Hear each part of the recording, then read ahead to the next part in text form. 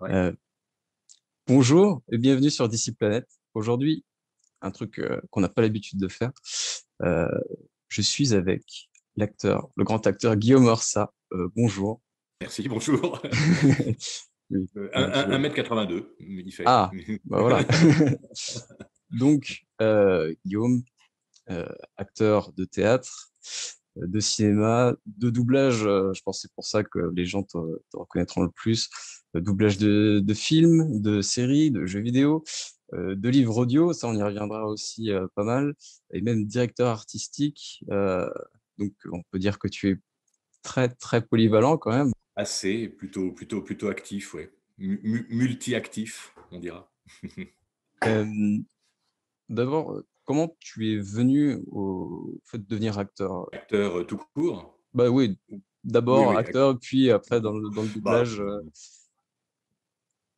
comme beaucoup de gamins, j'ai rêvé sur les acteurs quand j'avais, je sais pas, 10, 11, 12 ans. Mes parents m'ont dit passe ton bac d'abord, j'ai passé mon bac et puis après j'ai suivi les cours privés. Enfin, j'ai suivi un cours privé qui était à l'époque au théâtre de l'Atelier à Paris. Et puis un jour, j'ai passé un concours d'école nationale, l'école de ce qu'on appelait avant la rue Blanche, qui maintenant s'appelle l'ENSAT, parce que ça s'appelait rue Blanche quand ça se situait rue Blanche à Paris, puis maintenant ça a été délocalisé à Lyon. Donc maintenant, on appelle ça l'ENSAT. Ça s'appelait déjà l'ENSAT à l'époque, l'École nationale supérieure des arts et techniques du théâtre. Et D'accord. puis, j'ai passé 2 ans à la rue Blanche, puis je suis rentré au Conservatoire de Paris, Conservatoire national supérieur d'art dramatique, pour l'appellation totale. Et puis voilà, puis là, quand même, j'avais fait 8 années, 9 années d'études, tout en travaillant D'accord. un petit peu parallèlement, hein. Je jouais au théâtre, j'avais commencé un petit peu à jouer au théâtre avec des compagnies, je faisais quelques cachets de temps en temps en faisant des piges à la Comédie Française, etc. Mais voilà, après, il était temps de travailler, et voilà, bah, après j'ai travaillé. Je suis d'abord rentré dans une troupe de théâtre dans le sud de la France, près de Narbonne, où j'ai pas mal œuvré. Et puis voilà, puis pas mal de spectacles. Et le doublage est rentré dans ma vie quelques années plus tard, parce que là, je te parle des années, là, on était dans les années 80, on était entre Hmm. mon premier cours de théâtre, ça devait être en septembre 81, et je suis sorti du conservatoire en juin 90. Donc, tu vois, il y a D'accord. eu 9 années de, voilà, Quand même, hein. Ça dure longtemps, hein. Je travaillant pendant pensais les pas. études, mais travaillant, quoi. Voilà. Et puis donc, en sortant du conservatoire en 90, bah, après, j'ai beaucoup joué au théâtre.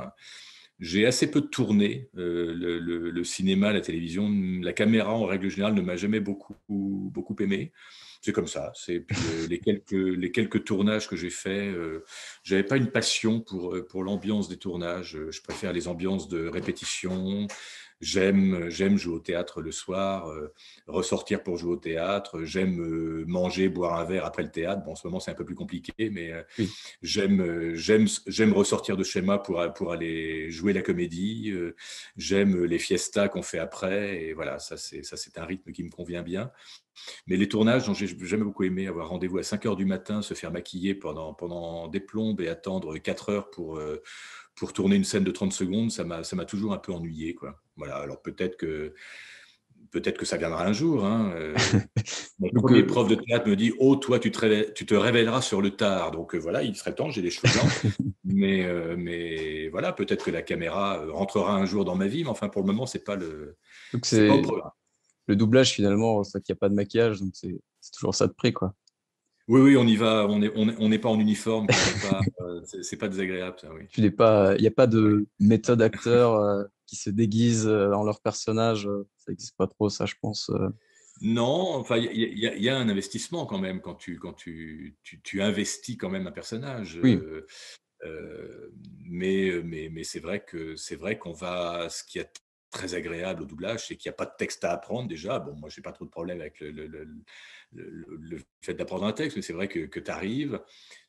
tu arrives, bon, à part quand tu es directeur artistique, où là, tu as tout vu avant, tu as tout préparé avant, tu arrives affûté et un petit peu au compte de ce que tu fais, mais maintenant, la majeure partie du temps, tu arrives sur un doublage, tu ne sais rien de ce que tu vas faire et on te parle un peu, en principe, si le directeur artistique est bon, il te parle un petit peu du produit, de quoi il s'agit, du scénario, de comment se situe ton personnage dans le scénar.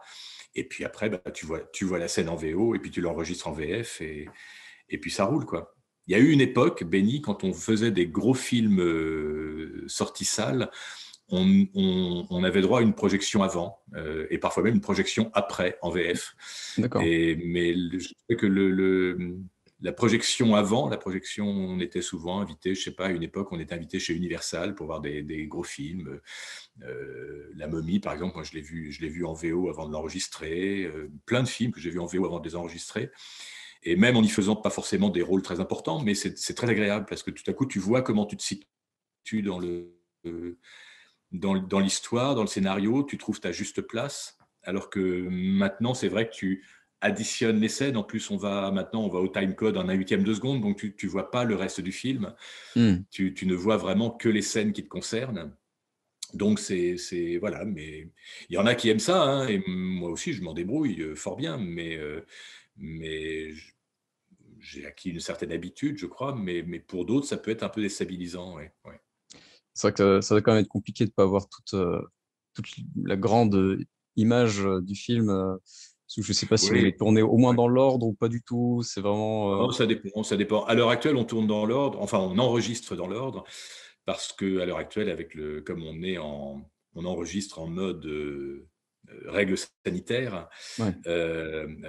on enregistre un comédien par un comédien. Il faut pas qu'il y ait plus de 3 personnes en plateau. Donc, il y a le directeur artistique, l'ingénieur du son et un comédien. Ce qui fait que un comédien, il enregistre dans l'ordre. Quand on enregistre dans le désordre, c'est quand il y a un plan de travail qui est fait à plusieurs personnages, où tout à coup, par exemple, si je fais le rôle principal d'un film, je vais enregistrer un matin toutes mes scènes avec tel partenaire, Hmm. l'après-midi toutes mes scènes avec tel autre partenaire, le lendemain des scènes tout seul, les scènes où je suis tout seul, le lendemain après-midi des scènes avec tel autre partenaire, et donc forcément, du coup, on n'enregistre pas dans l'ordre, on enregistre des parcours avec tel ou tel partenaire, quoi. Voilà. Mais à l'heure actuelle, on, on déroule un épisode de série ou le film dans l'ordre, Hmm. puisqu'on est tout seul au micro, donc Et voilà.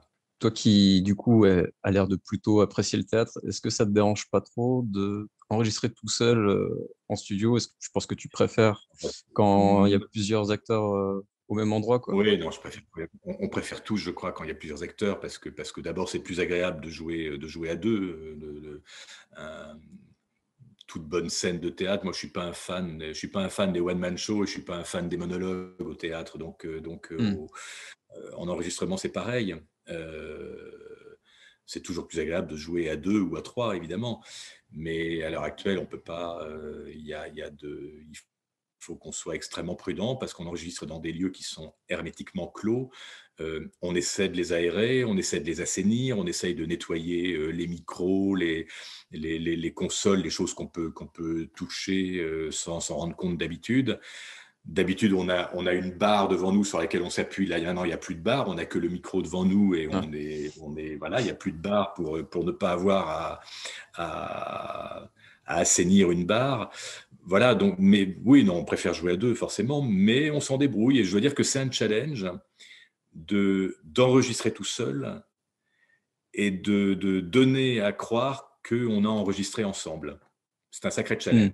Et quand on n'est pas assez vigilant, il y a des choses qui se répondent moins bien aujourd'hui que ça ne se répondait l'an passé quand on enregistrait encore à deux, ou il y a 2 ans, il y a 1 an et demi. Euh, mais donner à penser qu'on a enregistré ensemble alors qu'aucun de nous à l'heure actuelle n'enregistre ensemble, c'est pas inintéressant comme travail. Ouais. Ouais. Est-ce que c'est Faut être très déjà vigilant en arrivé? termes d'adaptation, forcément. Ouais. Hmm. Ju- Faut être très vigilant en termes d'adaptation parce que tout à coup, si par exemple moi je vais changer un mot, il faudra que le partenaire qui passera après moi me réponde peut-être différemment de ce qui est écrit. Donc, il faut être très vigilant par rapport à ça. Mais je trouve ça plutôt intéressant. Ouais. Ça, Est-ce que, c'est un autre challenge. Mais on préfère jouer à deux, c'est clair. Ouais. du coup, est-ce que c'est déjà arrivé de devoir réenregistrer des scènes qu'on avait déjà bouclées? avant parce que en écoutant les deux se répondre, ça collait pas forcément. Ça m'est pas arrivé encore, non. Ça m'est D'accord. pas Bon, bah, arrivé.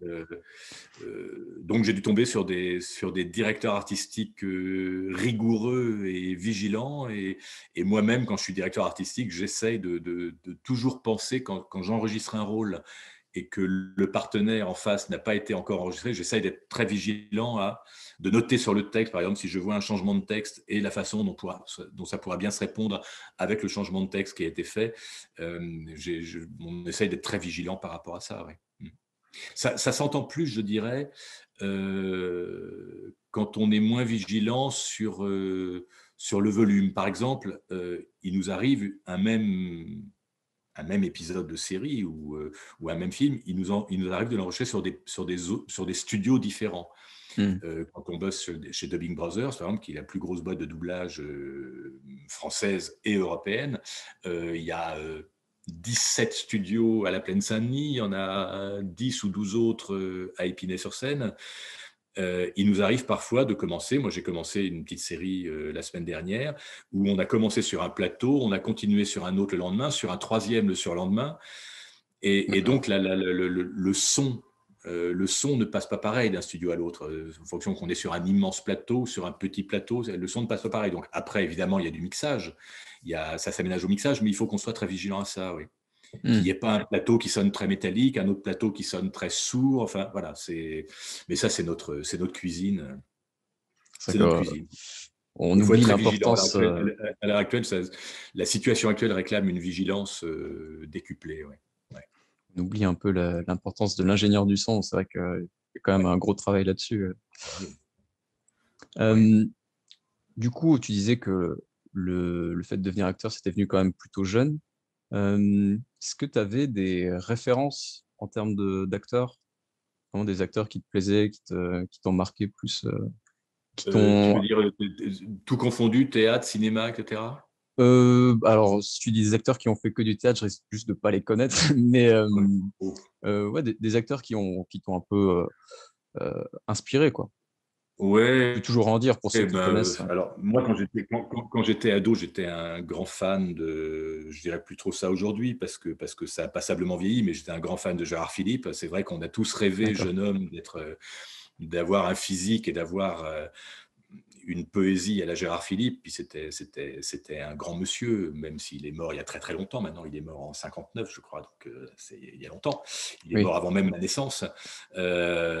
Mais c'était un modèle. Gérard Philippe, pour moi, c'était un modèle d'acteur. En termes de passion, en termes d'investissement, et en termes de déontologie, d'éthique de ce métier, c'était un modèle. C'est lui qui a créé, par exemple, le syndicat français des artistes. Il a été vraiment outre ses activités de comédien, aux côtés de Jean Vilar ou au cinéma, il avait une éthique qui était absolument irréprochable. Et je trouve on devrait tous en prendre modèle. D'accord. Après, en termes de jeu, le jeu de Gérard Philippe aujourd'hui aurait passablement vieilli quand on réécoute des enregistrements du Cid, On ne badine pas avec l'amour, du Petit Prince, etc. Ça a quand même un peu vieilli. Bon. Moi, j'avais un grand modèle quand j'étais jeune homme en cours, j'avais une passion, j'aurais aimé le rencontrer pour Patrick Devers. Voilà, j'adorais Patrick Hmm. Devers. Il avait toujours une sincérité à fleur de peau qui me bouleversait dans tous ses films. Voilà, et puis après, ça m'a fait beaucoup de peine quand ils sont morts récemment. J'ai adoré Jean Rochefort, j'ai adoré Jean-Pierre Mariel. C'était un petit peu cette école-là, moi, qui me plaisait beaucoup. Hmm. Aux États-Unis, évidemment, j'ai adoré un Marlon Brando, un Ah, Montgomery Clift, voilà. Et puis plus proche de nous, bah, et puis ça me concerne un petit peu directement. Non pas que je le double, mais comme j'en ai dirigé la version française, j'adore un mec comme Bryan Cranston, par exemple, Walter ah, White dans Breaking Bad. faut qu'on en parle. Euh, Faudrait qu'on en parle. Bryan Cranston et Aaron Paul dans Breaking Bad, ils ont fait des trucs absolument de folie, quoi. Voilà. C'est des grands de grands, ça. Hmm. Euh, Avant d'en parler On va juste d'abord parler de tes doublages qui t'ont un peu, qui ont fait de toi quelqu'un de célèbre dans le doublage en tout cas. Euh, alors des acteurs finalement que tu as doublés, il y en a quand même pas mal. Ouais. Et à chaque fois, c'est contrairement à il y a des acteurs qui ont un acteur fétiche. Je trouve que tu as quand même t'en as beaucoup quoi. Et c'est tu les partages souvent. Je pense à The Rock Ouais. que tu partages pas mal. Euh, Oui, enfin, comment oui, The Rock, c'est particulier. On était, quand j'ai commencé à faire Dwayne Johnson, alias The Rock, en fait, il avait été doublé auparavant principalement par deux comédiens, par Bruno Duberna et Gilles Morvan, qu'il avait chacun fait une fois, deux fois, peut-être trois fois. Je suis arrivé, j'ai enquillé, j'ai enchaîné quelques films, et puis après, il y a eu une forme de petite brouille avec une certaine personne de ce métier qui fait que mon camarade David Kruger l'a récupéré dans la majeure partie de ses films. Et en gros, je crois que David doit le faire dans des produits Universal et je dois moi le faire dans des produits Warner ou Paramount, je sais ah plus trop. ouais Donc San Andreas, Rampage, etc. C'est la majors sur laquelle je suis la voix de Dwayne Johnson. D'autres produits comme Jumanji, je ne sais plus quel titre je pourrais citer avec David, mais il en a fait pas mal. oui Là, c'est plutôt David. Ouais. d'accord.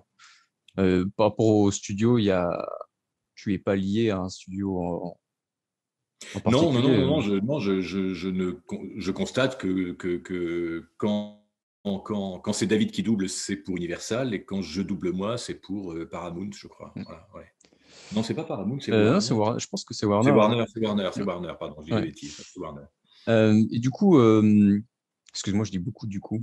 Pas de souci. Est-ce que vous, vous vous essayez de vous caler l'un sur l'autre? Est-ce que vous essayez de faire un truc qui se ressemble un petit peu ou c'est chacun Non. son style Non, parce que David a sa personnalité.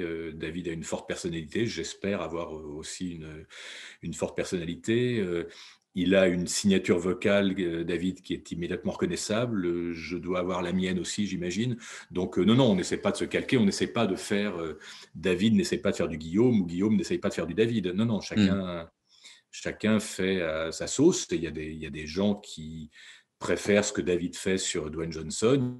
Il y a des gens qui préfèrent ce que je fais sur Dwayne Johnson. Donc ça, c'est laissé vraiment au goût de chacun. Mais non, non, on n'essaie pas de se calquer l'un sur l'autre. Non, non. Je pense que peut-être pas celui que tu suis depuis le plus longtemps, mais avec lequel tu es le plus, comment dire, qui t'appartient le plus, entre guillemets. Je pense qu'il y a Nathan Fillion, que tu doubles Oui, enfin, très régulièrement. pardon. Comment tu es arrivé sur le doublage de cet acteur? Ça a commencé avec la série Castle. Hmm. Il y a eu des essais. J'ai été choisi et voilà. Et il y a eu ouais, il y a je crois, une assez immédiate grande familiarité entre nous. Euh, Moi, j'avais vu avant ça des films ou des séries avec Nathan Fillion que donc je n'avais pas fait puisque Castle, c'était la première fois que je le faisais. Hmm. Et je trouvais que les doublages étaient bons. Je crois qu'il y a mon ami Damien Ferrette qui l'a doublé, qui était très bien. Il y a Constantin Papas qui l'a doublé. Il y a Tanguy Guasdoué qui l'a doublé dans Desperate Housewives, notamment, dans une saison de Desperate. Voilà. Et puis je suis arrivé dessus. Il y a eu des essais. Et puis j'ai été pris. Puis voilà. Puis ça a très bien marché. Donc je crois que je le fais maintenant quasiment sur tout ce qu'il. Sur tout ce sur quoi tout ce dans quoi il tourne. Mais là, je Euh, crois, pour souvenir, je crois pas qu'il y ait un produit récemment que j'ai pas fait, ou alors on me Pas cache des choses. des trucs récents que j'ai vus de lui, à chaque fois, c'était toi. Ouais. Ouais, ouais. Mais par contre, alors cet été, il y a le film, il est prévu dans le casting du film The Suicide Squad, qui est un film d'ici. Est-ce Ouais. que j'imagine que ce sera toi qui le doublera. Est-ce que tu sais pas encore? Non, je sais pas du tout. Personne m'en a parlé, donc voilà. Mais a priori, enfin, il y a souvent, je remarque, une barrière, une frontière entre ceux qui doublent un comédien au cinéma ou à la télévision. Mmh. Parfois, il y a des comédiens qui sont doublés par tel comédien à la télévision, et tout à coup, le comédien en question fait une excursion au cinéma, et c'est plus lui. Moi, j'ai la chance avec Nathan Fillion de le faire pour le moment, où qu'il soit. Donc, je le fais pour Mmh. la télévision. Je l'ai fait, je crois, 2 fois, je crois, il a tourné notamment dans moi et ma mémoire. Il faisait Mercure, ça un truc avec bois d'effets spéciaux. Percy Jackson, ça Oui, te parle? oui, oui, Oui, c'est vrai qu'il est voilà. Donc, dedans. il avait fait un petit rôle dans Percy Jackson, donc c'était moi. Voilà. Donc pour le moment, je le suis, qu'il fasse de la télé ou du cinéma, je le suis plutôt pas mal. Mais parallèlement à ça, il y en a quelques autres que je peux faire à la télévision et que je ne ferai pas forcément au cinéma, et réciproquement. Pourquoi ils font ça? Est-ce que c'est une question de cachet ou?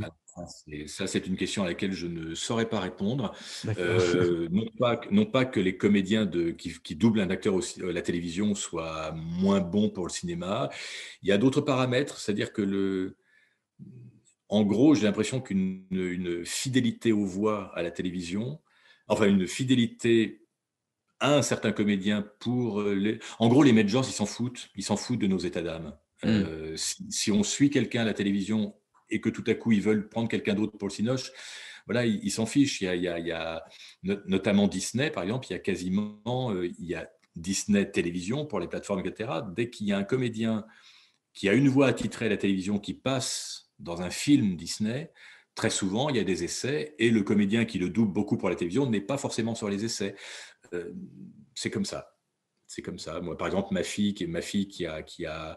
qui double très régulièrement depuis la première saison de Game of Thrones jusqu'à la dernière, elle faisait la voix d'Arya Stark. D'accord.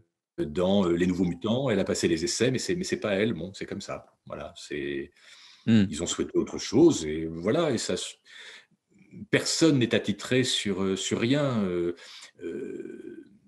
Tu me dirais, maintenant ils viennent de casser leur pipe tous les deux, donc c'est pas des bons exemples, mais tu me dirais Poivet sur Bruce Willis ou Jacques Frantz sur De Niro. Ouais, là, c'était quasiment incontournable de leur vivant. C'était quasiment incontournable. Ils les ont tellement, ils sont tellement identifiés à leur voix que c'était incontournable. Euh, on n'a plus ça aujourd'hui. Aujourd'hui, on est plus. Si, il y en a encore quelques-uns qui sont Jean-Pierre Michael sur Brad Pitt, ou Damien Boisseau sur Matt Damon, par exemple. Mmh. On les identifie immédiatement. Moi, j'espère qu'on m'identifiera à l'avenir sur Nathan Fillion, quoi qu'il fasse. On n'a pas parlé de Brendan Fraser, mais Brendan Fraser, c'est un peu la même chose que Nathan Fillion. Je le fais très, très régulièrement. Et là, J'ai depuis quelques années, j'ai c'est tout le temps moi. Mais voilà, j'allais y venir à Brendan demain, si on Fraser. veut m'en passer sur Brendan Fraser, on le fait. Voilà. Pour le moment, je constate que sur Nathan Fillion, en tout cas, on demande à m'avoir. Mmh. Voilà. Bon, bah, j'espère te voir, enfin, t'entendre sur The Suicide Squad. Brendan Fraser, justement, ce qui est un peu le même genre d'acteur, je trouve, que Nathan Fillion, parce que t'es beaucoup sur les, euh, les gros bras, voilà, Vin Diesel, The Rock, tout ça. Euh, Ouais. Là, Brendan Fraser et Nathan Fillion, c'est des mecs un peu plus, comment dire, ils ont un côté pas marrant, mais cynique. Oui, Euh, oui. Puis ce sont d'excellents acteurs tous les deux. hmm, Excellents. Moi, j'ai vu jouer Madame Fraser au théâtre à Londres. Je savais que c'était un excellent d'accord. acteur, mais en le voyant jouer au théâtre à Londres, il est vraiment exceptionnel. Je te dirais pas la même chose de Vin Diesel, par exemple, que j'ai fait quelques petites fois, qui est Oui. pas, Ben, voilà. euh, oui, non, bah, Brendan Fraser, est-ce que tu l'as rencontré en vrai, lui ou Nathan Fillion d'ailleurs? Non, non, non. Enfin, Brendan Fraser, Ouais. je l'ai vu jouer au théâtre. Ouais. J'ai voulu essayer de le croiser à la sortie de la présentation, mais il avait déjà disparu. Donc voilà, c'est pas creusé. Non, j'en ai pas beaucoup rencontré des comédiens que je double. J'en ai rencontré un seul, en fait, Misha Collins, que je double depuis 24 heures chrono, et que j'ai notamment fait sur 13 saisons, je crois, de Supernatural. D'accord. Supernatural. Supernatural, quoi. Voilà.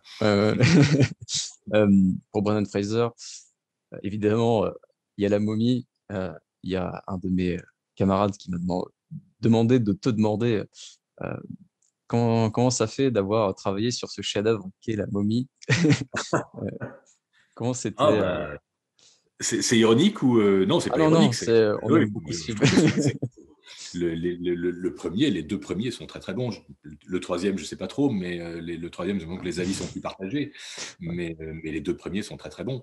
C'est du vrai beau film d'aventure. Écoute, voilà, quand j'ai enregistré, bah, j'ai fait du mieux que j'ai pu, et puis c'est devenu ce que c'est devenu. Mais tu sais, quand on enregistre une chose, on n'est pas forcément au courant de ce que cette chose va devenir après, de la façon dont ça va devenir. C'est vrai que La Momie, c'est resté une sorte, un peu comme Indiana Jones, j'ai l'impression, une sorte de modèle du film d'aventure exotique, Hmm. euh, bourré d'effets spéciaux, mais sans non plus que tout soit mis dans les effets spéciaux. C'est très agréable à faire. En tout cas, ça a été très agréable à faire, oui, c'est clair. Mais tu sais, je digresse, hein, mais Ah oui, mais volontiers. quand on m'a confié la direction du doublage de Breaking Bad, notamment, Hmm. la société qui me l'a confié m'a dit écoute Guillaume, voilà, t'as jamais travaillé pour nous, voilà, on a une petite série là qui nous arrive, c'est une série pour Arte, on sait pas du tout comment travaille Arte, donc écoute, comme t'as jamais travaillé pour nous, ce serait une façon de te faire la main, mais voilà, c'est une petite série sans enjeu, etc. Et puis la petite série sans enjeu, je regarde les 2 premiers épisodes. Et puis, sincèrement, Breaking Bad, dès que tu as vu Walter White en slip kangourou dans le désert, tu as compris que c'était une grande série, quoi. Tu vois? Voilà, mais au départ, c'était pas considéré comme l'une des 10 plus belles séries Hmm. jamais tournées. Et pourtant, aujourd'hui, c'est ce que c'est. Ouais, c'est, oui, c'est une des meilleures, c'est sûr. Euh, mais c'est une Oui. question que je voulais te poser de toute façon, donc tu as très bien fait de faire cette digression. Euh, du coup, bon, la momie, c'est vrai que tu as eu cette chance du coup de l'avoir vue avant de, avant de le doubler. J'allais te demander, est-ce que tu arrives à regarder les films dans lesquels tu as joué, quoi? En VF, tu veux dire? Ouais. Oui. Oui, oui. Alors, évidemment, j'ai pas la même concentration que si je regarde en VO parce que je reconnais tous les potes, je vois ce que j'aurais pu mieux faire ou les écueils que j'ai pu éviter, etc. Donc j'ai un autre œil quand je regarde un film en VF sur lequel j'ai travaillé, j'ai un autre œil forcément, Hmm. mais non, il y a des choses que je voudrais refaire, évidemment, des années plus tard. Voilà, il y a des choses que je ferais différemment aujourd'hui, mais c'est comme ça, c'est dans la boîte, on n'y touche plus, quoi. Hein. Hmm. Tu vois, Brendan Fraser, Parfois même, pardon, je fais une petite oui, oui, digression. oui. Parfois même, il m'arrive de regarder des choses que j'ai enregistrées, dont j'étais très fier quand je les ai enregistrées, et en fait de tomber sur une autre version, une version québécoise Ah. ou un autre doublage, parce que je ne sais pas ce qui s'est passé, une question de droit ou quoi. Ça m'est arrivé, par exemple, j'avais dirigé le doublage d'un film qui est totalement délirant, qui s'appelle The Incredible Burt Wonderstone, qui est l'histoire d'un magicien ringard que joue Steve Carell. Et dedans, il y avait Steve Carell, Steve Buscemi, Jim Carrey, Olivia Wilde, enfin que des gens qui ont des voix attitrées, quoi. Hmm. Et donc, moi, j'avais fait une distribution avec que les voix attitrées. On avait fait un super boulot. On s'était marré parce que le film est très lourd, très potache, très pipi cacaproute, pardon, mais D'accord. c'est vraiment ça. Mais très drôle, mais vraiment très drôle. Si tu as l'occasion de le voir, ou les gens qui nous écoutent, c'est un film très drôle. Sauf que la version qui est sortie en DVD, c'est pas la mienne. Ah, C'est pas la mienne, c'est pas la voix de Jim Carrey, c'est pas Emmanuel Curtil, c'est pas Constantin Papa sur Steve Carell, c'est pas Puy Martin sur Steve Buscemi, c'est pas Barbara Beretta sur Olivia Wilde. Enfin, voilà, c'est une autre version et qui est moins bien que la mienne. Et ah. toc. Ah. Eh bien, donc ta version, elle est disponible nulle part finalement. Je sais pas où elle est. Je poserai Bon, les questions, je poserai les écoute, questions parce que vraiment c'est incompréhensible. on va lancer un hashtag. Pardon, excuse-moi, Sortez. ça fait du bruit ça. Pardon, ma chérie m'a laissé une espèce d'enceinte connectée là qui fait des sons bizarres. Voilà, je suis. Voilà, c'est bon, c'est réparé. Euh, ouais, pour Brendan Fraser, c'est dommage que, il y a une série d'ici dans laquelle il joue, mais on voit pas son Ouais. visage. Alors, je pense que ça joue sur le fait que peut-être qu'ils t'ont pas pris, qui s'appelle Ah Doom oui, Patrol. ouais, ouais, Tu as ouais. entendu parler? Oui, ça m'a mis passablement en colère cette histoire, Ah, parce que en plus, je venais de le faire quand Doom Patrol, le doublage Doom Patrol a commencé. Je venais de le faire dans la même société où ça s'est doublé, dans les désastreuses aventures des orphelins Baudelaire. d'accord. Euh, Magnifique série, si tu n'as pas vu ça. Et je le fais tout le temps. Enfin, en gros, si tu veux, Brendan Fraser, il a deux carrières. Il a eu une carrière avant 2015-2016, Hmm. où en gros, on se le partageait. C'était surtout moi, mais on se le partageait. Il y avait aussi Jean-Pierre Michael qui l'a doublé dans L'île mystérieuse, par exemple. Euh, Ce qui m'a permis d'ailleurs de faire Dwayne Johnson dans la suite, dans Voyage au centre de la Terre. Ouais. Euh, euh, euh, on se le partageait en 2015. Et puis, Brendan Fraser a eu un gros problème de dépression, manifestement, et d'alcoolisme. Il a sombré dans une forme de dépression grave pendant un an et demi, 2 ans, et il est revenu en 2016, début 2017. Hmm. Et depuis, c'est tout le temps moi qui le fais. Je le fais dans tout ce qu'il fait, et il fait des choses magnifiques, notamment une série dont j'ai plus le titre en tête, mais j'ai une mémoire là, qui me fait défaut. Une série avec Donald Sutherland où il est magnifique, dans The Affair, etc. C'est tout le temps moi. Et il y a eu donc les aventures des orphelins Baudelaire. Là, c'était moi aussi. Et dans la même société, ce double Doom Patrol. Et là, c'est pas moi. Donc, je pense que ça a correspondu à une volonté du directeur de plateau de m'écarter. Je ne sais pas pour quelle raison, parce que c'est quelqu'un avec qui je travaillais à une époque. Et puis voilà, donc maintenant on est, comme qui dirait, un petit peu en froid. Hmm. Et en effet, la raison qu'on m'a invoquée, lui n'a pas eu le courage de m'appeler pour me le dire, mais donc j'ai eu affaire à une chargée de prod qui m'a appris ça. La raison invoquée, c'est qu'il n'apparaît pas sous son vrai visage, il apparaît en homme robot, Mister Robot. Voilà. Sauf que quand tu vois quand j'ai vu moi la bande-annonce de Doom Patrol, il y a des tas de flashbacks où il Oui, apparaît à visage découvert. oui, Donc, il y en a. c'est pas, voilà, c'est juste pas correct. Ouais. Cette histoire m'a passablement mis en colère parce que il y a même pas eu d'essai, il y a même pas eu il y a même pas eu, on t'appelle pour te dire pourquoi on t'évince. Non, rien. Donc ça, je trouve pas ça très très très Hmm. très élégant. Quoi. Voilà.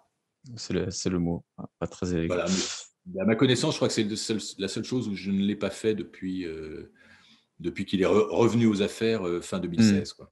Mais ça fait longtemps que je l'avais pas vu avant Doom Patrol. Je me dis, enfin, je savais qu'il souffrait de dépression, tout ça, et j'étais hyper content Ouais. de le revoir. Je savais pas qu'il était dans autre chose que Doom Patrol depuis. Il faudrait que je regarde Ouais. ça parce que c'est vraiment un acteur depuis la Oui, momie, quoi, hein, que bah, il a fait un gardien de prison son, quoi. nazi dans The Affair où il est formidable.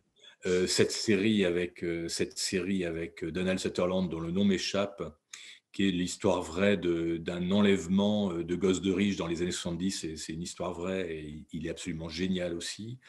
Il fait l'homme de main de Donald Sutherland qui fait un milliardaire cynique, hein, et son homme de main qui se donne un côté un peu cow-boy comme ça, il est formidable. Mais il a pris, avec la dépression et l'alcool, il a pris 30 kilos et ça lui va super bien, quoi, en fait. Hmm. Voilà, avant, il était que un beau gosse un peu rigolo et maintenant, il a pris un poids à tous les sens du terme, une épaisseur il est génial, quoi. Il est vraiment génial. J'adore ce comédien. Comme Nathan Fillion d'ailleurs. C'est un peu la même. Pour moi, c'est un peu le même genre que l'espèce de grande carcasse bourrée d'humour. J'adore ça. Hmm. Est-ce que tu as un préféré? Du coup, j'imagine que ça doit se jouer entre les deux en t'écoutant parler. À l'heure actuelle, oui. J'avais un préféré, mais qui est un petit peu en perte de vitesse maintenant, parce que je trouve qu'il vieillit un peu moins bien, qui est Peter Krause, qui est ce comédien que j'ai fait notamment dans la magnifique série HBO Six Feet Under. C'était la première fois que je le doublais Hmm. dans Six Feet Under. C'était au début des années 2000. Là, il était absolument formidable, mais vraiment formidable. Après, il a enchaîné quelque chose. Il a fait une mini-série qui s'appelait Lost Room pour M6. Euh, Qu'est-ce qu'il y a eu? Une série également avec Donald Sutherland d'ailleurs qui s'appelait Dirty Sexy Money pour TF1, je crois. Parenthood, où il était encore très très bien. Et puis là, je le fais depuis ça fait 2 ans, 3 ans que je le fais maintenant dans une série qui s'appelle 911, 911 Ouais. pour M6. Et il est bien, hein, la série est bonne, il est très bien entouré, etc. Mais je trouve qu'il aurait pu mieux évoluer, quoi. Il aurait pu évoluer. Voilà, je trouve voilà, par rapport à ce qu'il faisait dans Six Feet Under, notamment, c'est moins bouleversant que ce qu'il faisait dans Six Feet Under. Alors bon, 911, c'est une série avec des pompiers. Bon, c'est peut-être le sujet même qui est moins bouleversant, Mm. mais la série est bien foutue, hein. La série est très bien foutue. Il y a des moyens. Scénaristiquement, c'est impeccable. Il est très bien entouré. Enfin, voilà. Mais je trouve qu'il ne se fatigue pas beaucoup en ce moment. Il est un peu en service minimum, quoi. Donc j'attends qu'il revienne. J'attends qu'il revienne en force. Voilà. Mais Peter Krause, c'était mon préféré. Et D'accord. maintenant, oui, ça se jouera entre Brendan Fraser et Nathan Fillion. Ouais, c'est clair. Ouais. Tu disais que ta fille jouait Arya Stark, Ouais, ce qui m'a fait sourire puisque tu joues euh, le limier, ouais, Rory McCann dans Game of Thrones. ouais, Du coup, ouais. tu as passé quand même plusieurs années à jouer avec ta fille finalement. Oui, ouais. Oui, oui, C'est... bah, pas tant que ça, en fait. C'est en saison 3 et 4 qui sont tout le temps ensemble. Hmm. Mais oui, c'était pas prévu du tout comme ça au départ. Au départ de Game of, c'était pas du tout prévu comme ça. C'est-à-dire que au début, ma fille avait 11 ans quand elle a commencé à faire Aria. Moi, je ne faisais pas le ligne à l'époque. Et puis, mais donc, j'emmenais ma fille qui avait 11 ans. Je n'allais pas la laisser se promener seule à Épinay-sur-Seine à 11 ans. Donc je faisais le taxi au début. Je l'emmenais en voiture ou en scooter. Je l'emmenais à Épinay-sur-Seine. Et puis dès le début, le directeur de plateau m'a dit, bon, écoute, là, il y a un rôle. Je l'ai fait dans les petits rôles ambiance, qu'il n'a vraiment pas grand-chose. Je ne sais pas du tout comment le personnage va revenir, mais la personne qui me l'a fait dans les petits rôles ambiance était pas trop prête à ce genre de choses, donc j'ai eu un petit peu de mal. Si le personnage revient de manière un peu importante, j'aurais un petit Oui. peu de mal. Est-ce que tu me le referais? Et donc, je lui ai refait les 4 ou 5 lignes du limier dans le premier épisode, ou dans les 2 premiers épisodes. Et puis après, je l'ai suivi. Et puis après, bah, il est devenu le binôme de Arya saison 3 et 4.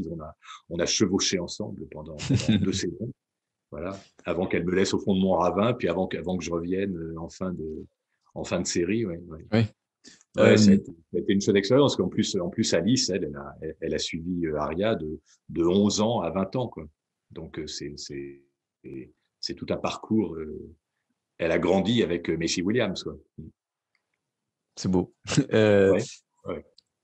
quand on joue dans une série comme Game of Thrones, j'imagine que, enfin, les spoilers, tout ça, vous êtes au courant de ce qui se passe? Est-ce que vous avez, enfin, doit y avoir une clause, des trucs comme ça pour pas Oui, que bien sûr. vous Bien spoiliez. sûr. Ah, on n'a pas le droit du tout d'en parler. On signe en effet une clause de confidentialité.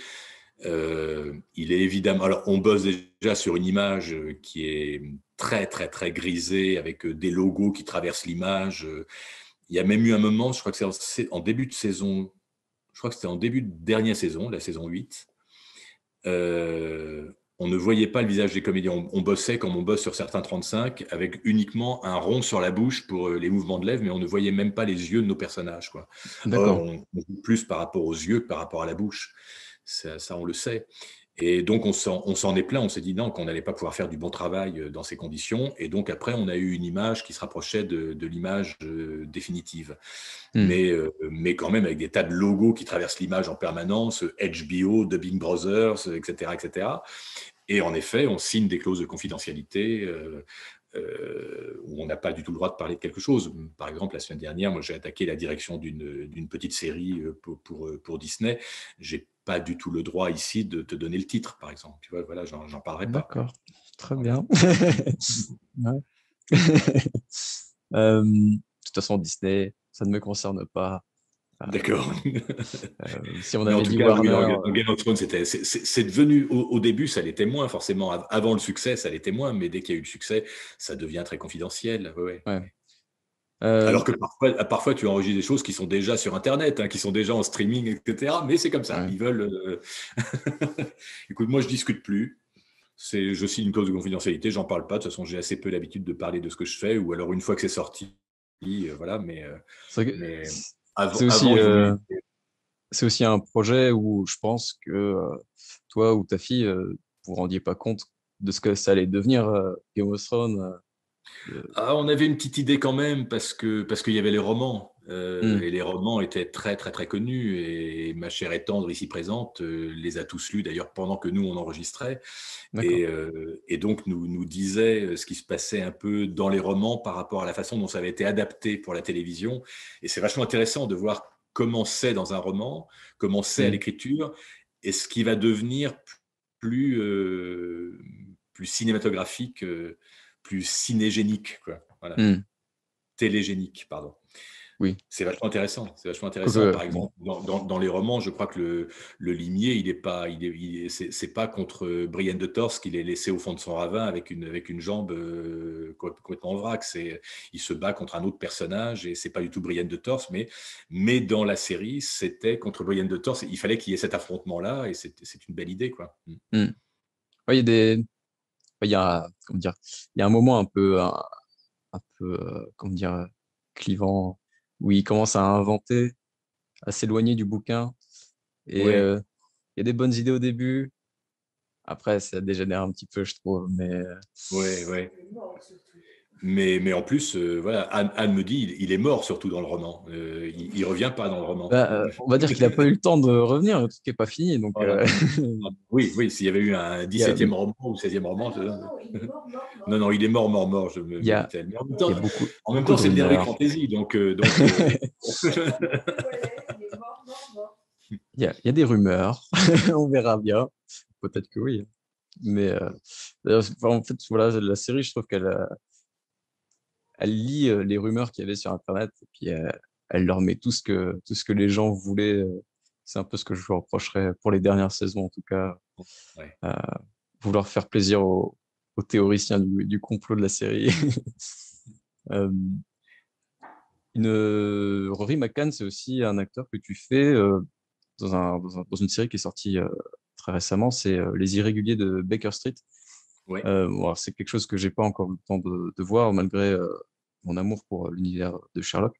Euh, mais je voulais savoir, quand c'est une production Netflix, est-ce qu'il y a une différence Est-ce que c'est quand même des choses qui sortent très très vite, qui sortent au niveau international, enfin, il y a des sorties internationales.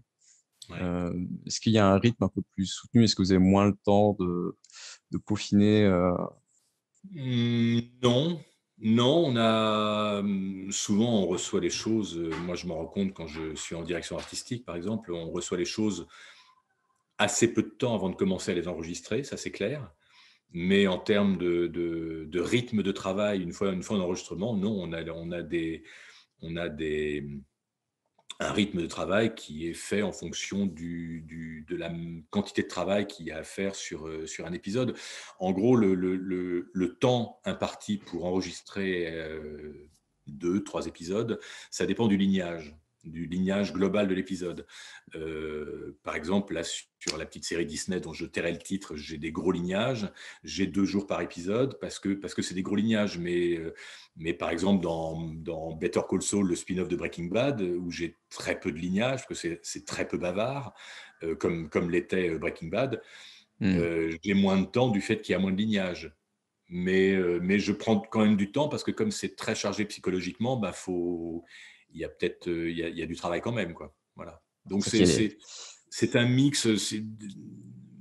Une société te donne du temps en fonction d'un lignage, et toi tu dis en voyant la chose, oui, oui, ça va rentrer dans tant de jours, ou alors non, là ça va pas rentrer parce que c'est trop chargé psychologiquement. Il y a on va, si tu fais une petite série policière, par exemple, avec des phrases clés comme quand l'avez-vous vu pour la dernière fois ou au sol, les mains derrière la tête, c'est pas compliqué à jouer. Il y a une espèce de code de jeu qui est assez facile. Donc, c'est des scènes sur lesquelles on va passer assez vite. Par contre, des scènes à haute teneur psychologique, je pense par exemple dans Breaking Bad, la crise de Skyler White avec son mari à un moment où elle se finit en hurlant à genoux dans la rue, etc. Cette scène-là, oui, on y a passé beaucoup de temps parce que la scène, on ne pouvait pas passer à côté. Elle est trop belle, quoi. Elle est hmm, trop belle. Voilà, donc il y a un mix à faire entre le temps que te donnent les boîtes par rapport à chose rigide qui est le lignage global d'un épisode et le paramètre purement artistique. Ouais. En tant que directeur artistique, tu as le droit de demander du temps supplémentaire. Oui, je n'en abuse pas personnellement. Je me dis qu'une société réfléchit son truc. Voilà. Quand on te donne tant de temps, généralement, la majeure partie du temps, tu te dis ah ouais, non, par rapport à ce que c'est Hmm. normal. Ça, on va pas chômer, on va pas se tourner les pouces. Ça va bosser, mais c'est normal. Ça m'est arrivé une fois de demander vraiment du temps en plus. Mais là, parce que manifestement, comme je te disais tout à l'heure, on bosse à l'heure actuelle en temps de Covid, donc avec des mesures sanitaires, on enregistre les comédiens un par un. Et le dernier film que j'ai enregistré, c'était un film qui s'appelait Une ode américaine. C'est sur Netflix à l'heure actuelle avec Glenn Close et Amy Adams. Et là, vraiment, j'avais énormément, mais énormément, si tu vois le film, de petits rôles, ce qu'on ferait à l'heure actuelle dans des petits rôles, ce qu'on appelle des séances de petits rôles ambiance. C'est-à-dire les petits rôles ambiance, c'est toutes les scènes d'ambiance que tu fais avec plusieurs comédiens et tu fais une ambiance restaurant, une ambiance bureau, une ambiance ceci, une ambiance cela. Et puis tu donnes à chacun un petit personnage qui va faire 2, 3, 4 lignes, Hmm. 6, 7 lignes maximum. Et voilà, et un même comédien va faire plusieurs choses dans le film, mais il ne faut pas que ça se voit trop non plus. Donc voilà. Euh, Là, j'aurais fait ma journée de petit rôle ambiance en mode non Covid. J'aurais pris 18 comédiens, tous ensemble, et on aurait déroulé sur le film sur une journée entière. Là, je n'ai pris que, je crois, 15 comédiens, et donc je les prenais seuls. Il y avait des ambiances absolument partout. Donc, on est passé sur quasiment toutes les boucles avec chacun. Donc, ça faisait des créneaux facilement d'1 h 30, 2 heures chacun. Hmm. Donc, 1 h 30, 2 heures de boulot multiplié par 14 comédiens, tu calcules, ça fait 25 heures de boulot à peu près. Donc, on est tout de suite à 2 grosses journées, voire 2 et demi. Donc, forcément, ça rajoute du temps. Et on m'avait calculé un truc qui n'était pas en mode Covid, si tu veux. Donc, moi, j'ai recalculé le machin en mode Covid. J'avais 4 jours au départ, j'en ai obtenu 6 et vraiment, c'était pas de trop, quoi. D'accord. Voilà. Ouais, c'est vrai que du coup, Et en plus, pardon, et en plus sur les rôles principaux, d'énormes scènes très chargées psychologiquement, notamment avec les rôles de Amy Adams et de Glenn Close, qui sont Amy Adams dans le film, elle est incroyable. Et donc voilà, fallait pas passer à côté. Il y avait du boulot, quoi. Il y avait du boulot. vous n'utilisez pas des pré-enregistrements d'ambiance. Euh, Si, quand c'est vraiment des tapis d'ambiance, ce qu'on appelle, nous, dans notre jargon, du brouhaha, quand on fait vraiment que du brouhaha, ambiance restaurant, etc., si, maintenant, il y a des banques de sons qui fait que on a on peut à peu près tout faire. Ambiance bureau FBI, ambiance Hmm. resto, ambiance bar UP ou ambiance bar, au contraire, un peu animé, etc., etc. Mais il faut quand même faire toutes les ambiances qui réagissent à une situation donnée. Par Hmm. exemple, j'avais enregistré l'été dernier une série pour OCS qui s'appelle Devils, qui se passe dans les milieux de la haute finance, après la chute de Lehman Brothers en 2008, et donc toutes les répercussions en géopolitique et tout. Et dans chacun des épisodes, j'avais en permanence sur tous les épisodes des écrans de télé, les infos qui tournaient en boucle. Et D'accord. chaque épisode étant lié à un événement, il y avait un épisode sur les printemps arabes, il y avait un épisode sur la dette irlandaise, il y avait un épisode sur la chute de telle banque en Allemagne, il y avait un épisode sur la chute de Kadhafi, etc., etc. Chaque épisode était lié à l'actualité, donc il fallait faire quand même toutes les voix télé. Et j'avais une rampe d'écran télé comme ça sur un plateau de traders, et il fallait faire toutes les voix télé. Et ça, c'est un temps fou, forcément. Il faut Ouais. beaucoup de monde. Il faut beaucoup de monde. Euh, un autre acteur où je m'étais jamais rendu compte avant de regarder un petit peu ta voxographie, je me rendais pas compte que c'était toi. C'est quelque chose aussi qui m'a marqué et qui a marqué toute ma génération dans notre enfance. Gary Anthony Williams, Ouais. que tu fais notamment dans Malcolm, puisque c'est Ouais. Abe, le père du petit Ouais. Stevie. Euh, Malcolm, pareil, c'est quelque chose qui est devenu ultra culte Ouais, c'était pas gagné rapidement. au départ, hein. Je t'avouerai que t'avouerai que la première fois que j'ai été convoqué sur Malcolm et que j'ai vu ce mec arriver qui était plus large que haut et avec ce côté comme ça, il y avait un côté nounours un peu. J'ai pensé que la directrice de plateau, soit s'était trompée de personnage, me concernant, elle avait confondu deux noms de personnages, soit qu'il y avait erreur sur la personne. Et puis c'est une directrice de plateau qui est imparable en termes de distribution. C'est Catherine Lelanne qui a notamment dirigé Ali McBeal, notamment, enfin, qui fait toujours des doublages plutôt irréprochables. Et, et, et elle a fait un truc de dingue en me confiant ce personnage, quoi. Et dans ce qu'il a fait après, Gary Anthony Williams, il y a eu des très belles choses, notamment dans une série qui s'appelait Boston Justice, où il faisait le rôle de ce mec qui arrive habillé en femme, qui s'éclate quand il est travesti, et qui en fait devient totalement transparent, petit gras de papier quand il est dans son costume il est incroyable, ce comédien. Et là, je l'ai fait tout récemment dans une série qui s'appelle The Crew, alors c'est en mode sitcom avec les rires enregistrés, les applaudissements, etc. Et il a perdu 35 kilos, je le reconnaissais pas, il est comme ça maintenant, alors D'accord. qu'il était énorme, et il est toujours aussi bon, quoi. Il est toujours aussi bon, il est exceptionnel.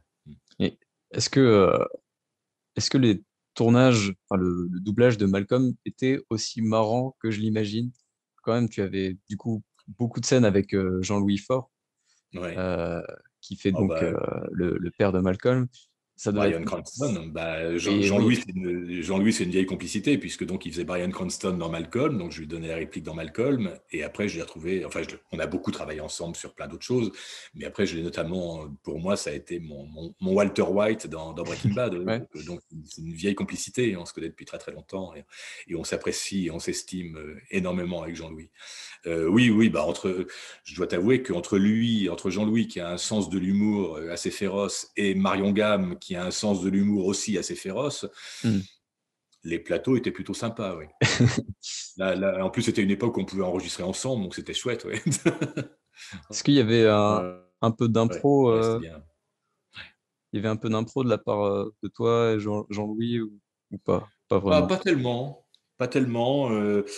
Moi, j'ai le sentiment peut-être d'avoir ajouté au personnage une chose qui peut-être, vous connaissez mieux Malcolm que moi, hein, mais euh, euh, comme son fils à mon personnage et fait de l'asthme, Ouais, donc je me suis dit que ça venait du père. Et du coup, je l'ai joué comme s'il était un peu asthmatique. Alors qu'en VO, je crois que ça y est très très peu, cette chose-là. d'accord. C'est à peine suggéré. Je l'ai peut-être un tout petit peu gonflé. Donc ma part d'impro, elle était peut-être de ce côté-là. Ça me Euh, paraissait logique, si le fils est asthmatique, que le père, il y ait quelque chose d'héréditaire par rapport à son fils. Ouais. je te fais confiance parce que Malcolm, ça fait partie de ces choses que je ne regarde jamais en VO parce que je suis D'accord. beaucoup trop attaché à la VF, quoi. Ouais. C'est le souvenir que j'ai. Et puis en plus, je trouve que la VF, elle est incroyable. Vous mettez une telle énergie dans vos personnages. Ouais. C'est Ah oui, c'est non, assez fou. c'était, oui, oui, bah voilà, Catherine Nolan, elle a fait un super taf quoi, sur Malcolm, mais Hmm. comme souvent, hein, comme quasiment toujours. Donc, Est-ce que, j'ai pas souvenir d'un doublage dirigé par Catherine Nolan qui soit mauvais, donc c'est qu'elle fait toujours du bon boulot. est-ce que tu as un souvenir d'un autre film ou d'une autre série dont on n'a pas parlé qui t'a marqué comme ça, qui était Euh, drôle à faire ou tu es fier de ta performance? ouais, il y a un comédien que j'aime beaucoup, vraiment beaucoup, et j'aimerais qu'il tourne plus, qui s'appelle Jerry Burns. Jerry, J-E-R-E. C'est pas Jerry, c'est Jerry Burns. Et Hmm. c'est un comédien incroyable que j'avais doublé au tout début. Je l'avais doublé, j'avais été casté sur lui, il n'y avait pas eu d'essai. C'était il y a longtemps. C'est une société qui s'appelait La Sophie où il y avait beaucoup de sitcoms avec les rires et les applaudissements et tout. Et je l'ai doublé dans une sitcom absolument, mais totalement déjantée qui s'appelait Good Morning Miami, qui racontait le quotidien d'une chaîne de télé qui essayait de se démarquer des concurrents en rivalisant de folie, de mauvais goût, voilà. Et on me donne ce comédien à doubler, Jerry Burns, et je le suis depuis toujours et j'adore ce comédien. Depuis, il a fait des choses plus. Alors, il est génial, c'est une espèce de Robin Williams puissance 10. Il ressemble un peu à Robin Williams d'ailleurs. Euh, euh, il est énorme dans le comique et il est bouleversant dans les scènes d'émotion. Voilà, je l'ai fait une ou deux fois dans des films où il faisait des rôles graves, ou alors il faisait le psychopathe de service, où il est Mmh. toujours exceptionnel. C'est un comédien formidable. Je ne comprends pas que ce mec soit cantonné au second rôle parce qu'il est absolument génial. Et l'anecdote, c'est que tout à coup, je l'ai vu un jour apparaître dans Breaking Bad. Ouais. Dans Breaking Bad, c'est lui qui faisait le il n'avait pas de nom, il s'appelait dans le scénario, il s'appelait Group Leader. C'était lui qui animait le groupe où des gens se réunissent pour faire leur deuil, des groupes d'aide à faire son deuil. Et donc, c'est l'endroit où Jesse Pinkman débarque un jour pour faire le deuil de sa chérie qui est morte d'une overdose. Et, et donc, Jerry Burns fait l'animateur du groupe. Et en fait, on va découvrir au bout de 2-3 épisodes que lui, il est là parce qu'il était alcoolique et qu'il a, un soir, bourré, il a pris sa bagnole, il a reculé, il a écrasé sa fille, il a écrasé son propre enfant, quoi. Et la scène où il raconte ça, c'est exceptionnel. Mmh. Ça Exceptionnel. ça a dû être Et dur, généralement, il n'est pas très bien vu qu'un directeur de plateau s'octroie des rôles dans un produit qu'il dirige. Là, en plus, le personnage venait sur 2-3 épisodes, faisait pas des lignages énormes. Donc, j'ai demandé à le faire. Ça m'a été accordé parce que j'ai dit, bah écoutez, voilà, j'adore ce comédien, j'adore le faire. Et en plus, je suis seul répertorié sur lui, j'adorerais le faire. On m'a dit, mais vas-y, fais-le. Et donc, je l'ai fait. Et vraiment, merci la vie de m'avoir accordé ça parce que j'adore ce comédien. mmh. Jerry Byrne, il est exceptionnel. J'ai justement te demandé, par rapport à Breaking Bad, si un directeur artistique avait le droit, enfin, a priori oui, du coup, de se donner des rôles, et est-ce qu'on n'a pas envie, du coup, de se donner un rôle un peu stylé? Il y a beaucoup de réalisateurs, par exemple, qui se font jouer eux-mêmes, enfin, qui jouent dans leur propre film. Oui. Euh, Est-ce que tu es tenté aussi de te mettre dans des Ah personnages? bah, très souvent, moi, je vois passer des rôles que j'adorerais faire, forcément, Hmm, mais sur lesquels je sais que je me sentirais bien, mais c'est aussi un challenge d'arriver à caster quelqu'un d'autre sur ce rôle-là. Et puis, tu sais, moi, alors là, en termes purement de salaire, moi, j'ai mon salaire de DA. J'ai pas envie d'aller enlever le salaire de quelqu'un, d'un comédien que je vais hmm, engager. Voilà, je crois que euh, il y a des parts de gâteau pour tout le monde, oui. tu vois. Je pense que c'est déjà un Et métier voilà, assez voilà, compliqué. et en plus les temps actuels depuis un an, plus d'un an maintenant, avec cette fucking pandémie, les temps sont difficiles pour beaucoup parce qu'il y a eu des tournages arrêtés. On a eu un automne, début d'hiver très compliqué en termes de boulot. Il y a très peu de gens qui bossaient. Il y en a plein qui restent sur la paille. L'intermittence du spectacle, pour certains, ça devient compliqué parce qu'on fait pas il y en a certains qui font pas leurs heures, etc. Bon, voilà, c'est compliqué. Donc, non, je vais pas aller enlever du travail à quelqu'un. Voilà. Et puis, encore une fois, je te dis, j'ai mon salaire de DA, donc j'ai pas envie de cumuler. Oui. J'ai pas envie de cumuler. C'est pas l'envie qui manquerait, l'envie purement artistique. Mais alors, il y a plusieurs choses parce que en fait, il y a eu une époque où c'était parfaitement autorisé que un DA s'octroie même le rôle principal d'une série, voilà, et se dirige lui-même sur une série. Il y a eu des abus. Il y a eu, comme qui dirait, des abus. Il y a eu une époque où il y en avait qui étaient peut-être un tout petit peu portés sur l'argent, notamment, Hmm. qui se sont octroyés quasiment systématiquement tous les rôles principaux de toutes les séries qu'ils dirigeaient, si tu veux, et qui donnaient D'accord. en plus le rôle principal féminin à leur gonzesse. Donc, Ça va de soi. voilà, ça se fait plus. Maintenant, il y a un alinéa de notre convention collective qui dit un directeur de plateau n'a pas à s'octroyer un rôle important.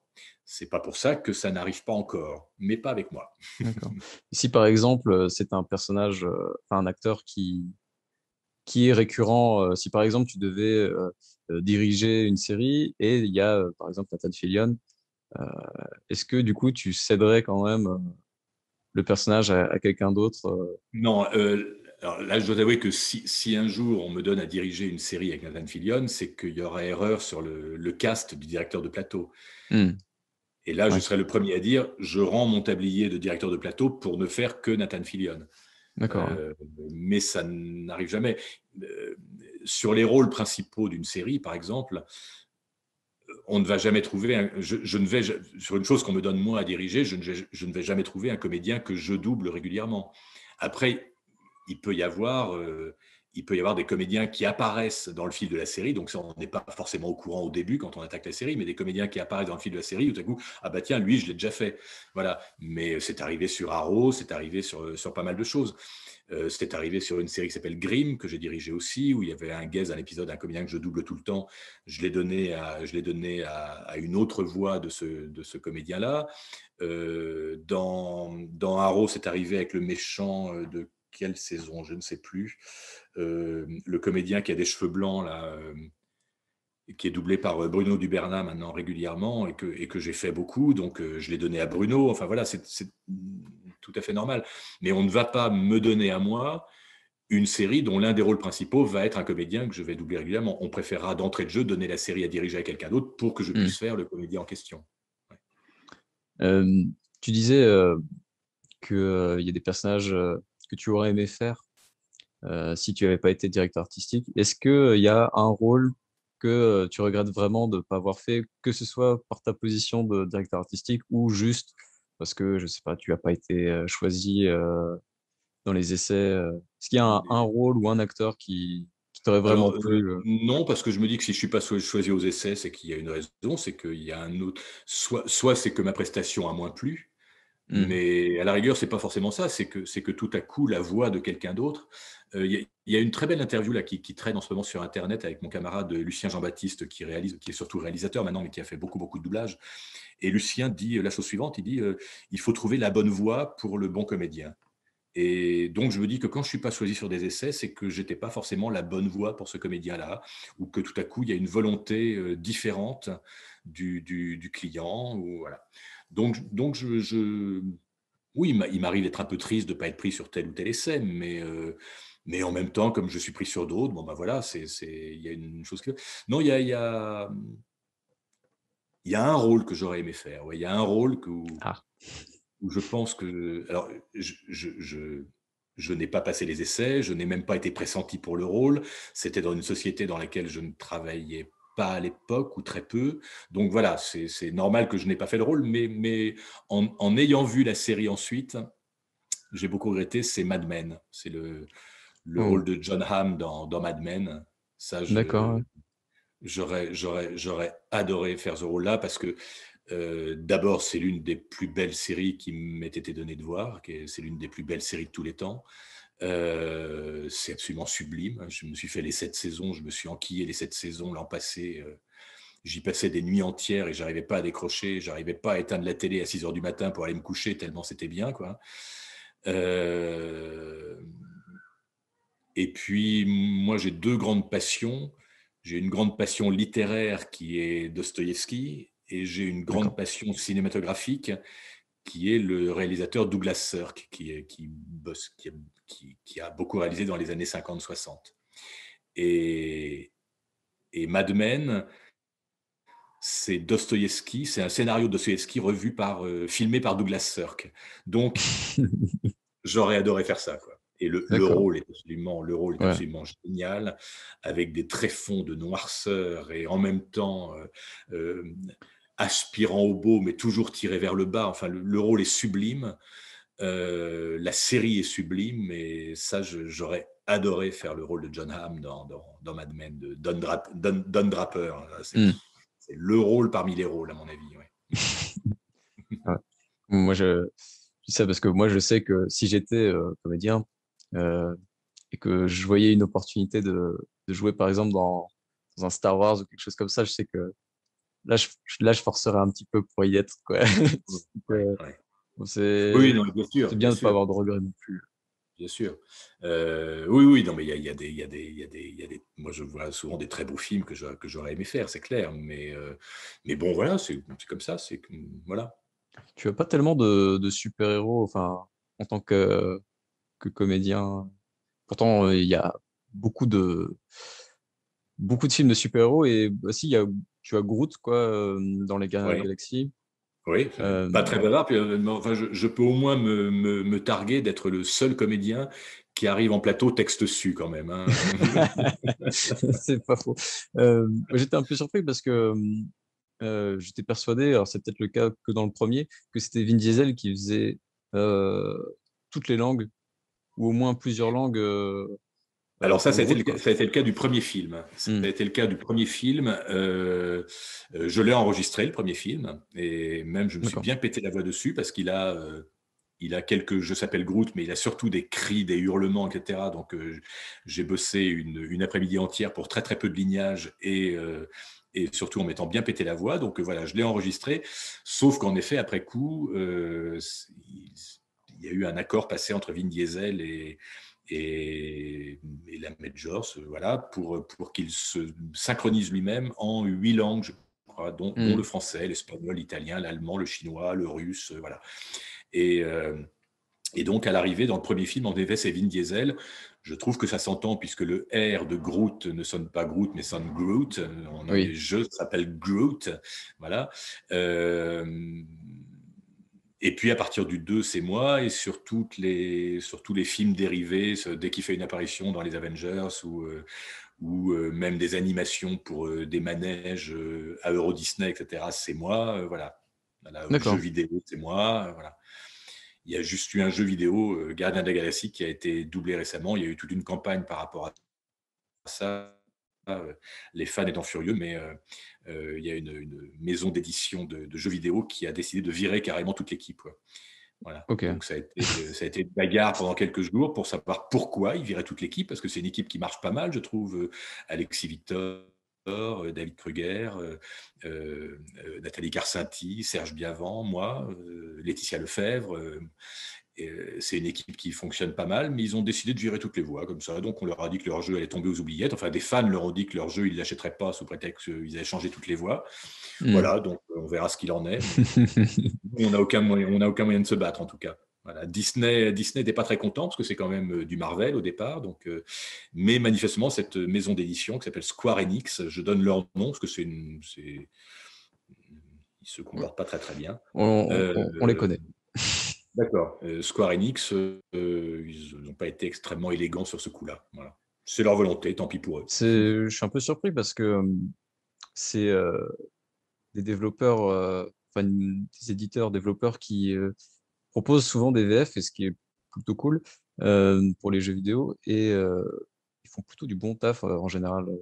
Ouais. Euh, c'est vrai que du coup, je suis un peu surpris. Enfin, Ah j'imagine bah, que c'est pour le je jeu doute pas qu'à Avengers. l'arrivée, ça va être du bon taf, mais sauf que oui, non, non, je pense qu'à l'arrivée, ça va être du très bon taf, hein, il y a pas de problème. Je Hmm. connais 3 personnes qui ont fait les voix, c'est des bons choix. Après, je trouve que quand on est identifié à des personnages aussi emblématiques de l'univers Avengers, je trouve ça un peu raide quand même, voilà. Ouais, Euh, je pense que c'est des personnages qui le- mériteraient d'avoir des voix fixes, comme le fait DC. la raison qui nous a été donnée par la société où ça s'est fait, ça a été qu'on est identifié à nos comédiens, mais pas à nos personnages. Hmm. C'est-à-dire que Alexis Victor est identifié à Bradley Cooper ou David Kruger est identifié à son comédien, dont j'ai oublié le nom, je ne sais plus, que moi je suis identifié à Vin Diesel, que Nathalie Carcinti est identifiée à sa comédienne, voilà, mais pas à nos personnages. Alors que je pense quand même que comme c'est de l'heroic fantasy et que par exemple la comédienne de Nathalie Carcinti, elle ressemble pas du tout, mais alors pas du tout en tant qu'extraterrestre à sa comédienne au naturel. Moi sur Groot a fortiori parce que c'est pas vraiment le physique de Vin Diesel. Je trouve qu'on est vraiment identifié à un personnage sur ce coup-là. Donc Euh, ou par exemple Alexis Victor qui fait le ragondin là, le blaireau, je sais plus ce que c'est comme animal. Raton Euh, laveur. le raton laveur, voilà, on n'est pas du tout identifié à notre comédien, on est identifié à un personnage. Donc Ouais. je trouve ça ouais. C'est un problème qu'on a aussi, je dis on, hein, parce que ça concerne DC.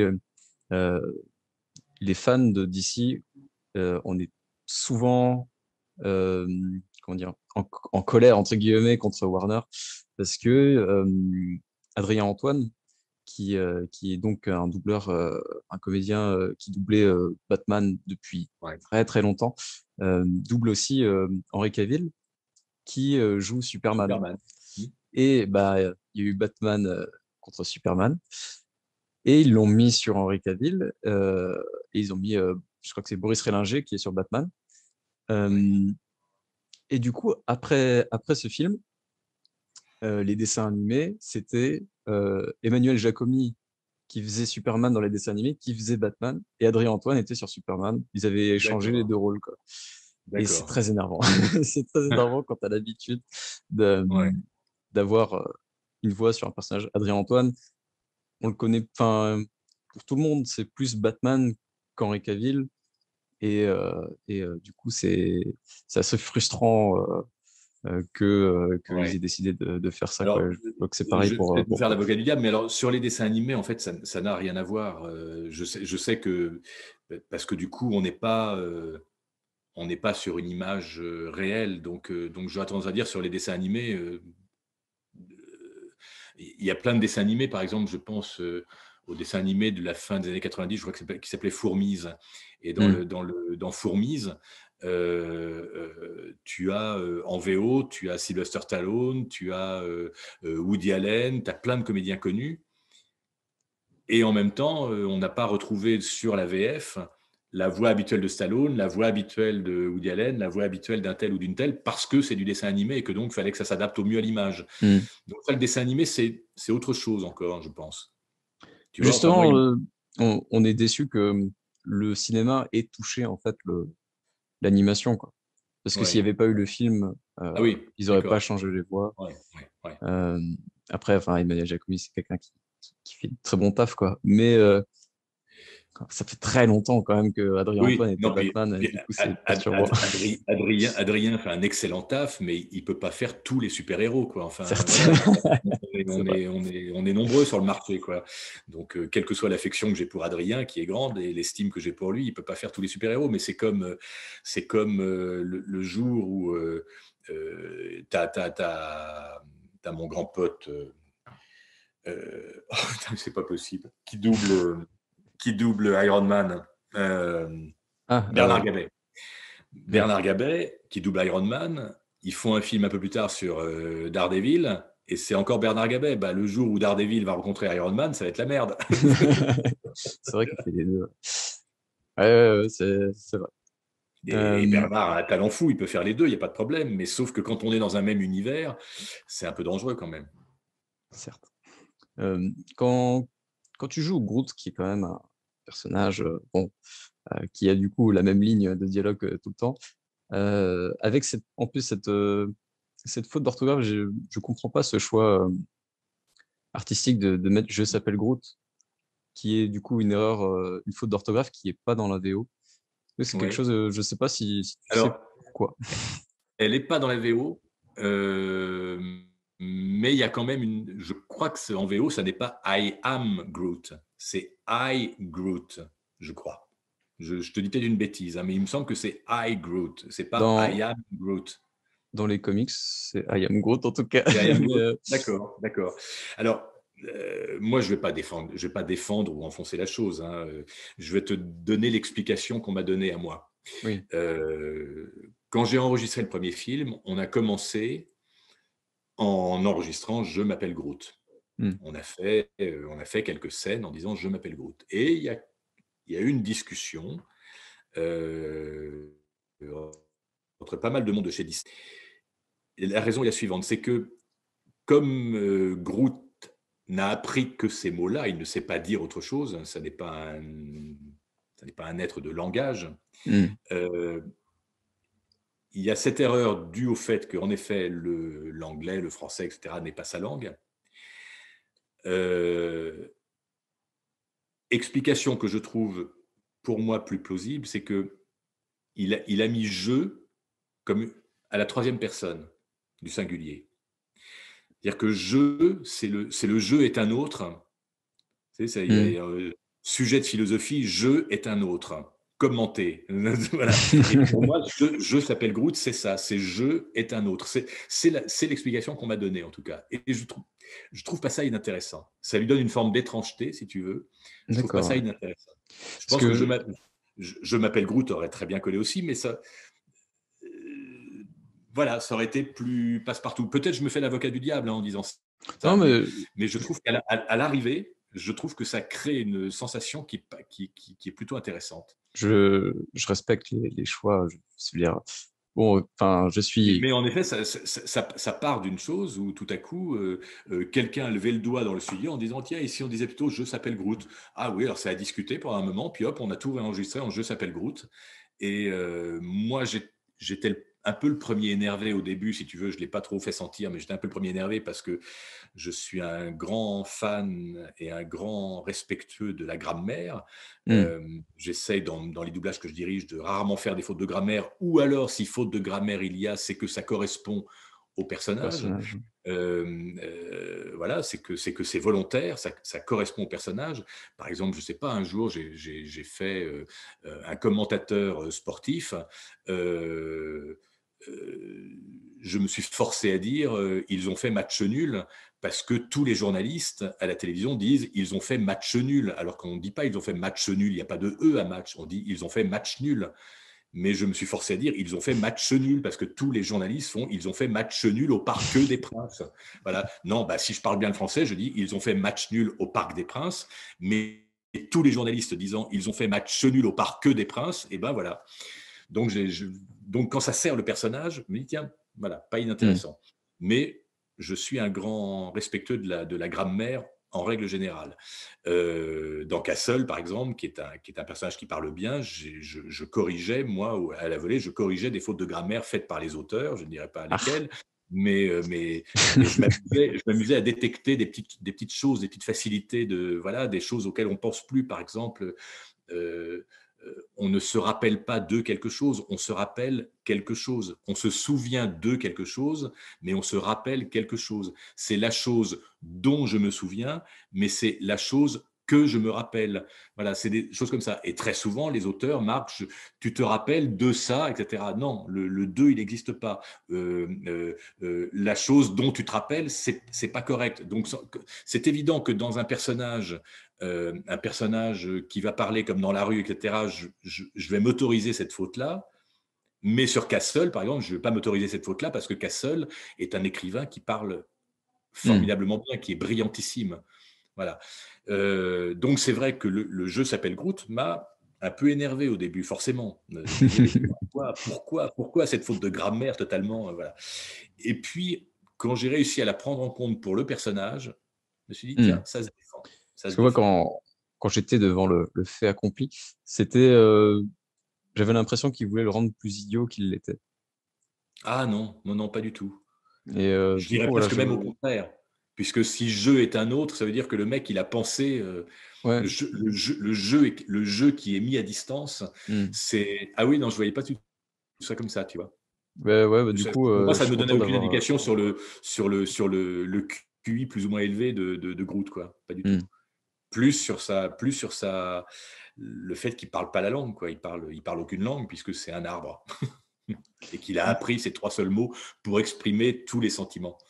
Et du coup, quand on joue tout le temps la même phrase, est-ce que c'est plus compliqué euh, de, de jouer avec juste une seule phrase? Est-ce que c'est pas aussi frustrant de pas avoir forcément euh, de grandes phrases, de grands monologues?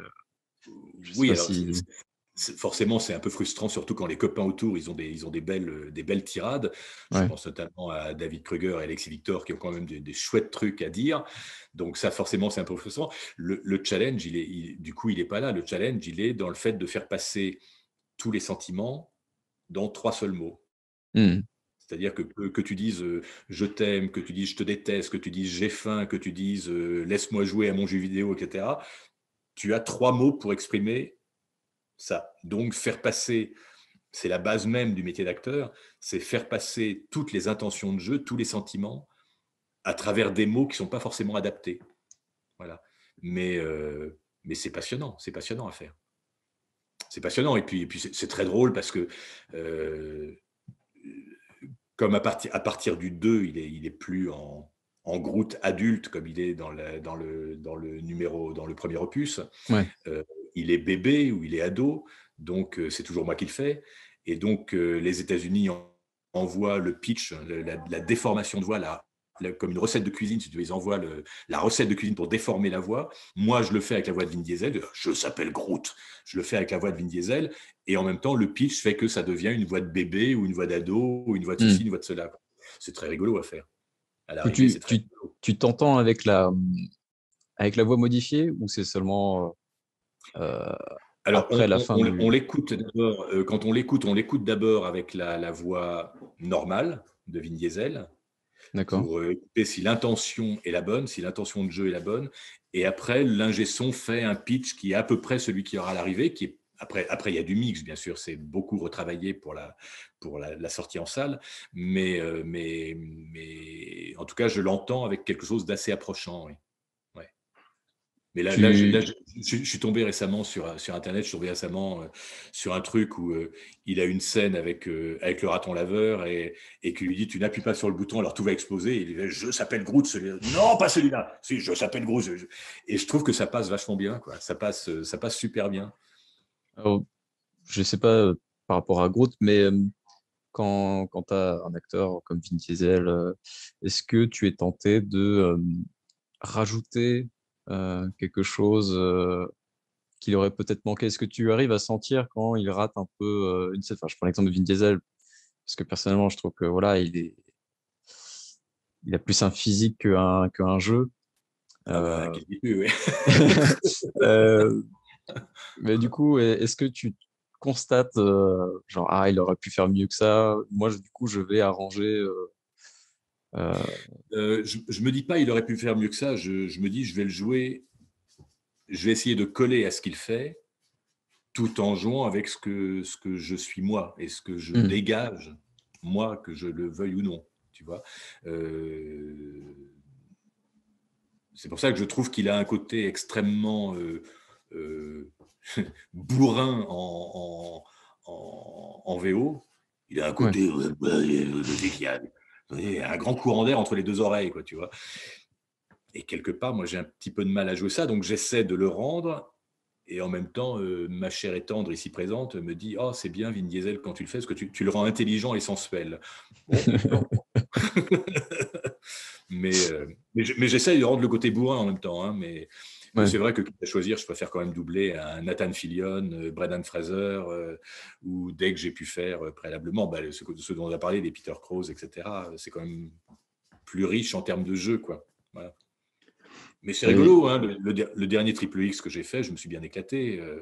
Le Triple X 3, ça moins prise de tête quand même que le reste des films. Oui, non, ça c'était rigolo. Le dernier Triple X, on s'est bien amusé. J'étais dirigé en plus par José Lucioni, on s'est bien marré, c'était chouette.